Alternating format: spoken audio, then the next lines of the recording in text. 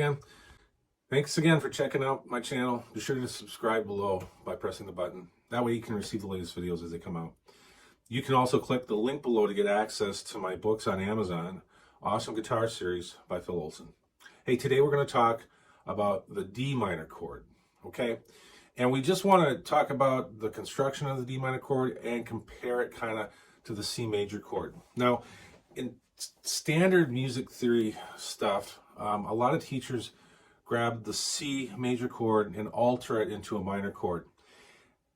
And I could do that, but I don't want to do that because I want to keep this extremely simple. Remember, we're talking about the construction of a minor chord. And when I first built C major, I just used natural notes, C, E, and G. Well, we're going to do the same thing with the D minor chord. We're going to use D, F, and A. Notice they're all natural notes, okay? This is one of the things that can be confusing if you do traditional music lessons, because if you grab a C major chord and make it minor, you have to put a flat in front of the E for it to be minor, and then you put a flat in front of the 3, and then you're like, well, do I have to flat the note with a flat to make it a flat 3? And the answer is no. That's just confusing. Let's use a D minor, all natural notes, to understand how this is put together. So, D is my root, F is my flat third, or third for now, we could say, and then A is my fifth. Now, again, we can use a house analogy, but let's just jump right in to the construction of this chord and try to make this a shorter video so you can go ahead and watch it again and again. Okay, here is D, here is F,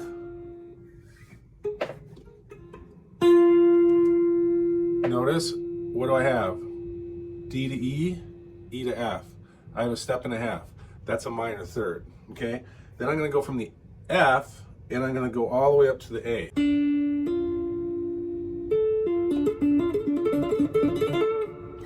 That's D minor. Hear how that doesn't sound upbeat and bright? Here's D major. D minor. Okay, let's talk about the construction now. From the D to the F, it's a step and a half. That's a minor third. No longer is it 2 whole steps.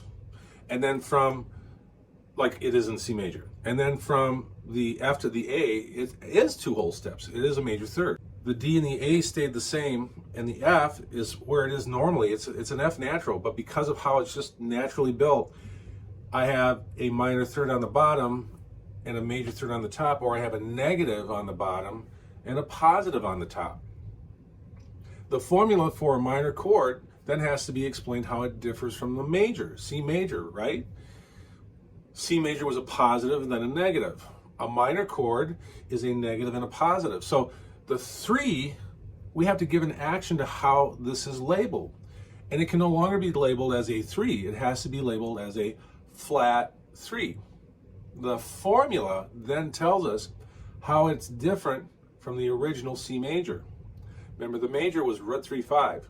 It's the foundational chord, so we don't have to make an adjustment with flats and sharps to it.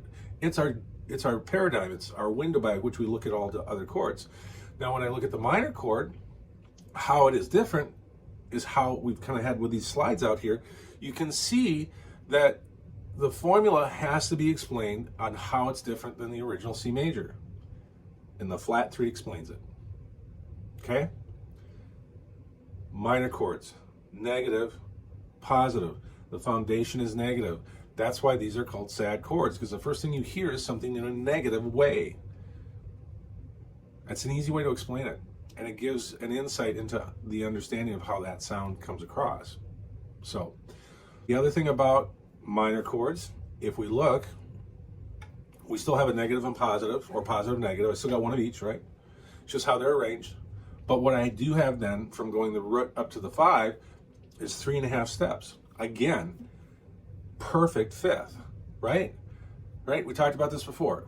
And I'm primarily using the major mode, the Ionian mode, to talk about chords, but these chords can exist in the other modes too. But look, I've got 3 major chords, 3 minor chords, and 1 diminished. 6 chords in total that have a perfect fifth relationship. That again gives credence to why something is called a perfect fifth. Okay? I hope that helped with the slides. If you need to go over this and review it again. But again, we're just talking about major and minor construction. Majors, positive, negative. Minors, negative, positive. All right. Thanks for watching, guys. Thanks for watching this video. Again, I'm Phil Olson. To purchase the Awesome Guitar Series, click on the link below. It'll take you to Amazon. You can see full descriptions of each one of the volumes. After you've made your purchase and you receive them, go home and practice.